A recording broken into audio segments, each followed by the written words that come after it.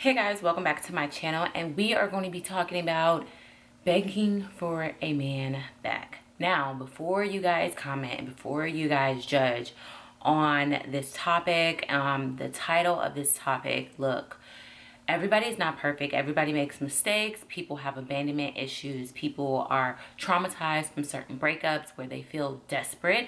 A lot of women that I personally know have gotten into a desperate situation where they were so distraught over the breakup. They weren't thinking straight. They were so hurt and just, traumatized from everything. They thought that begging for a man back would get him back, and that showing him that you are dedicated to getting this relationship back, and you just, maybe you messed up, but maybe you had insecurity issues, and maybe something, just you guys just kept arguing and he just ended and he was done.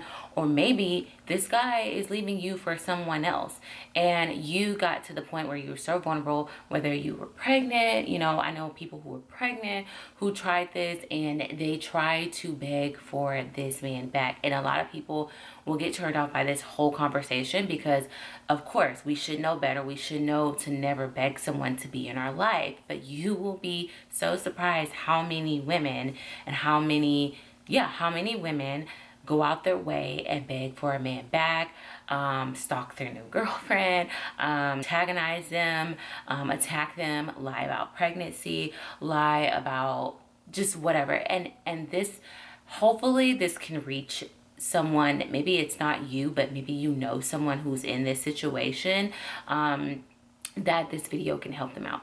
So let's go ahead and get started. So you find yourself in a breakup, and maybe you haven't done it yet. Maybe you feel like you want to beg for him back. He's not listening to you. He's done. He's completely over it. You don't know what to do. And now you start to cry. You feel like, oh my God, what if I cry to show him that I care? What if I cry to him? What if I text him? What if I blow up his phone? The worst thing you can do to get someone back, especially a man, okay? Because it's different from a man begging for a woman back for forgiveness than a woman begging for a man back. Because men, their egos are very, very different from ours. Period, point blank. Men like to put this, oh, well, no. Men egos, when you give away all your power as a woman and you chase after a man, you beg for him back, you cry for him back, you are literally letting go every ounce of power that you had. And I say power in a more not so controlling way, but the desire and the allure that you once gave him, you are now not attractive to him in his eyes. He is looking at you like, wow, men think very differently than women because of their ego. So when a man begs for a woman back, the woman is going to look at like, wow, like, he definitely has a lot of options to move on with other women, and here he is at my front doorstep begging for me back, right? Because we've been in situations where men are just kind of like, okay, I tried. Like, they don't really just try as hard. And then you have the men who really try,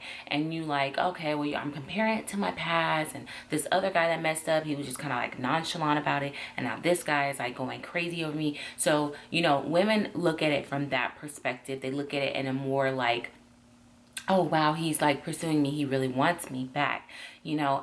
With men, it's more like a power stroke and an ego stroke for them, for a woman to chase after them and have her run after him and beg for him back. It's an ego stroke, and he starts to look at you as if he is the prize and that you were never the prize. And it's just a reassurance in his mind that he made the right decision to dispose you. When you give away your power like that, I'm telling you, for a man, and this is just from experience, like I was young before too, and I would never forget, I was dating a very narcissistic person, like a very big narc, right? Can't say that word right. He literally broke up with me in the most degrading way possible. And I remember saying, oh my God, like, I messed up. And he manipulated me into thinking that it was my fault of why it happened. I shouldn't have been dating this person in the first place. I thought, and he literally told me, I'm moving on with this person. And I was like, no, like you can't do that to me. And what do I need to do? And what do I need to say? And he literally looked at me with so much disgust and said, I thought you were more confident than that. I don't know who you even are right now. Like, you come off so confident and here you are begging for me back, basically. It was like a turn off for him.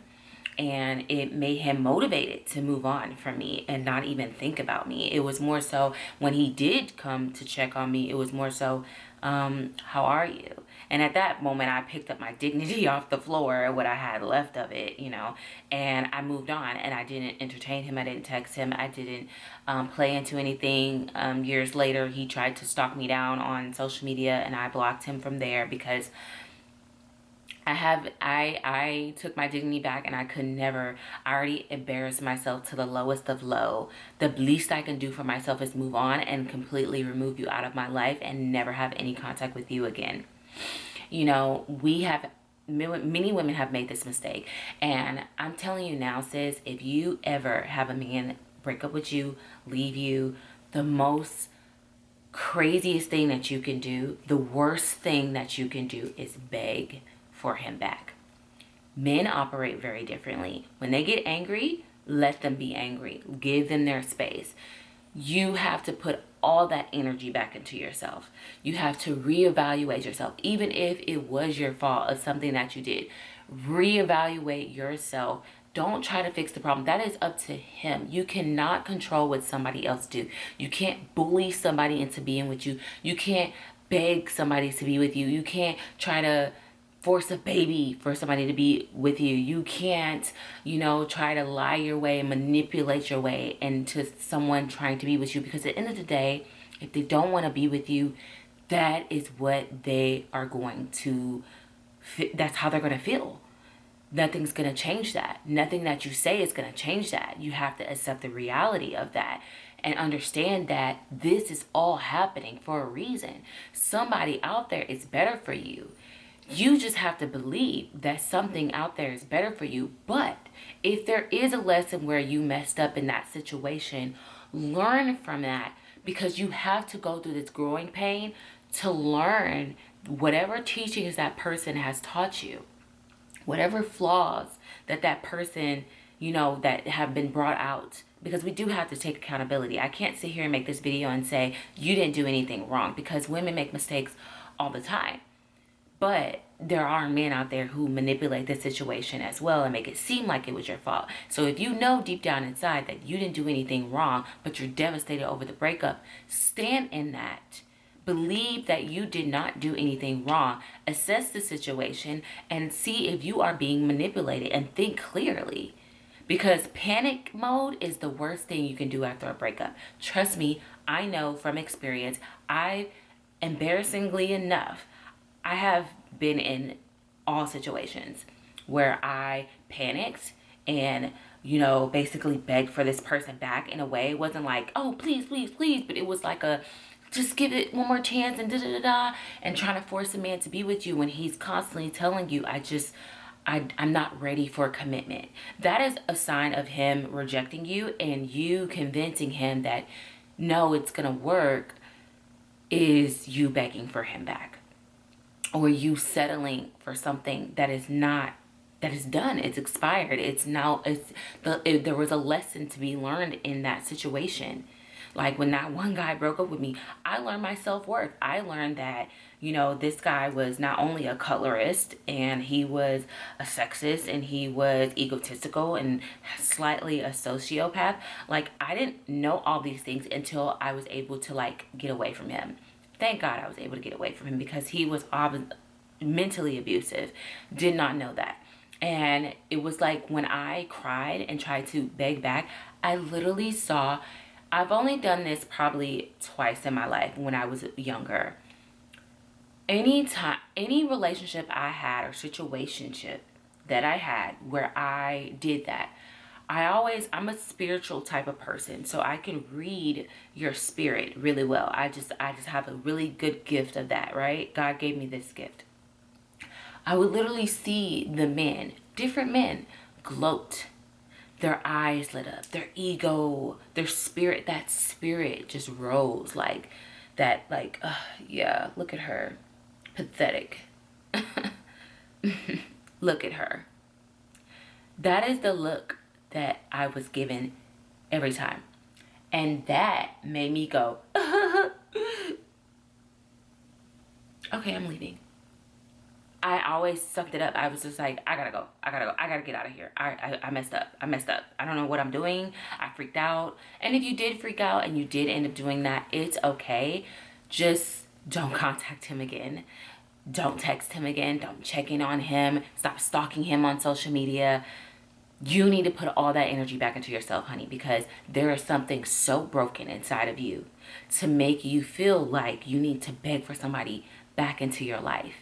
When people leave, let them go. I promise you, every person who has left out of my life, I thank God that they left out of my life.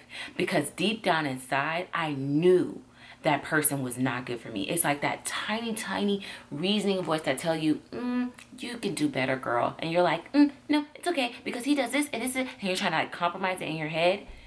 You know, it's like a whole like devil on this side, angel on this side, and it's like, you know, reality's telling you like he's not good for you, but then you're like, well, he does this, and you're comparing him to your ex, and you're comparing him how well he was to your ex, as you know, compared to your ex. You know, you compare him to other men, but those men weren't shit either. They were also trash. So you're comparing trash men with another man who's a little bit better, but it's still trash, or not even trash. He's just not for you. You guys just don't click. His season has ran its course, and it's time to understand that there was a lesson learned out of this. And the worst thing that you can do is beg for that person back and not try to learn from that lesson, because what God will do, what the universe will do, is you're basically telling the universe is that I need this type of pain. And you're going to keep finding yourself like men who keep leaving your life over and over and over again because you have this fear of them walking out of your life.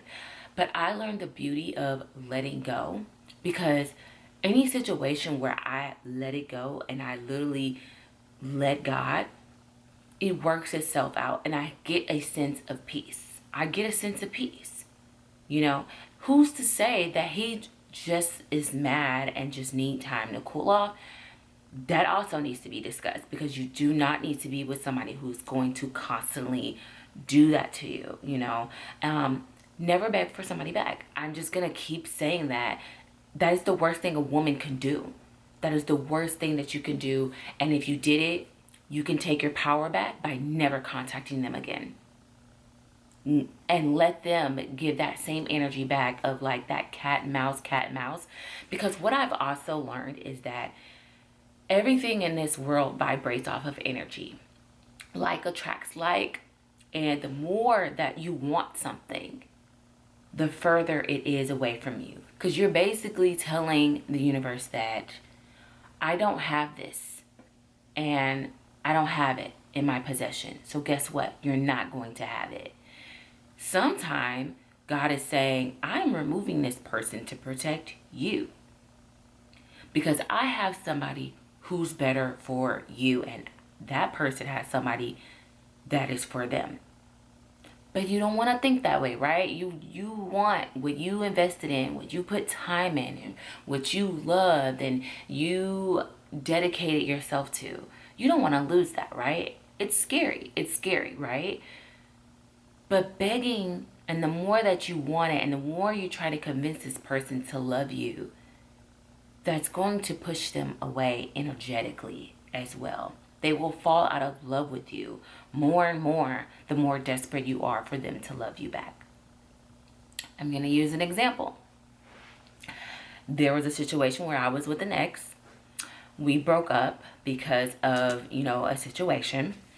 This was like years ago, guys. So let me see. So there was a situation where we broke up and I had every reason to walk away from him for cheating. And I started to get this fear of like, the other woman is going to win. She's going to have him. not knowing that he's a cheater and a liar. What is to have out there, you know? He's cheated before and he's going to cheat on more women.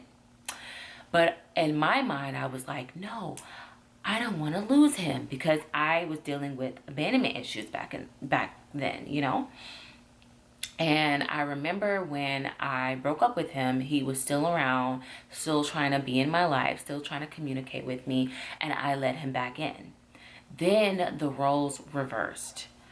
I then started to get paranoid that he was messing with other women, and you know, he was out of town for an event, and I was just like always thinking about him, looking at his social media. What is he doing? We're not together, we're broken up. He's who's that girl? He looks like he would talk to that girl. Like, who's this girl? So then I started like texting him like, are we gonna get back together or not? And then he started to, well, I don't know anymore. I don't know. I gotta think about it, right? And I was like, what? At first you said you wanted us back together. Now you're saying you don't want us to be back together. Which one is it? Because my energy was so desperate, it pushed him away. And when he did come back into town, we were messing around, but we weren't official. How did I go from being a girlfriend to some girl that now you're just messing with? I lowered myself and my value went down. I went from girlfriend title to now we're just messing around. I lowered my value. Therefore, he lowered my value. And then when I had enough of being used, I said, look, what are we doing? Are we going to be together or not? I'm waiting around, waiting for you to make up your mind if you want to be with me or not. Because men who tell you, I don't know, I need some time to think. I should have gave him all the time he should have thought that whole time and did me. But I didn't. I was too focused on him. I was thinking about him. I put all my energy in him. Anytime he texted me, I was there. I was there answering it. Anytime, whatever. And I remember he told me, I just don't see myself with you. I'd rather us just be friends. I was so heartbroken because it took me months to realize that he was dragging me along. And I was basically begging for him back, giving him everything that I was giving him as a girlfriend, only for him to say, I just see you as a friend. How do you go from girlfriend to friend zoned? I don't know. So I said, enough. I'm done with you using me. I'm walking away from the situation. I never want to talk to you again. I don't want to be your friend. When you see me, walk past me like you don't know me. And he was like hurt that I would even say something like that, which, okay, whatever. We didn't talk for months. Months. I focused on myself. I got therapy, you know, from that situation. And I was out with friends. I was enjoying myself. And right when I was enjoying myself and not thinking about this person, he calls me, texts me out of nowhere crying that he was pretending to not care this whole time, but he was really thinking about me. So the power, the energy transitioned.